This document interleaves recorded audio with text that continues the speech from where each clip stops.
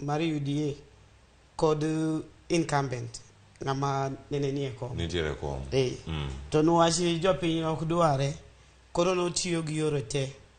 Ma noketo jok moko e social media yanya.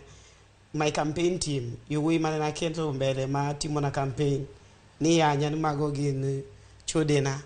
Ta an mama man gi family, ta an gi nyithindo be ma yowuoyi. So nene it was not easy.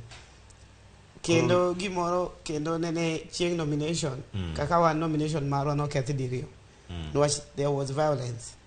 Nene ntie violence manene ngama larogo ticket no biro nyaka physically bogoya e polling station. Mano chieng mane iluto mbulu mara mano mag Welo mag duond burano mar UDA. Mano kapok omiyo tiko kata kane kapok omiyo tiko. Koro mokwongo nene watimo nomination en tarik gimoro 20. Chieng no nene nomination okethre. Nwach nene nitie violence makata nene koro ogo tear gas ma ji noringo, ji nohinyore. Koro nwatero complain e chama. Bu nene nitie rules manoketnwa ni kuma nitie mine they'll be protected.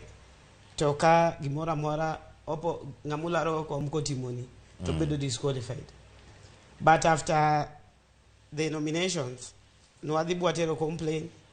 Onge gima notim kendo noduokwa kendo mondo wadhi wanuo. Koro nuoyo ni inge kata in kosego mokwongo. Mondo duogi kendo mondo idhi nuo. Nyaka jok manego ni kura mamine oluor biro nyaka e polling station. Ili wuo ni luor. Koro nene otek.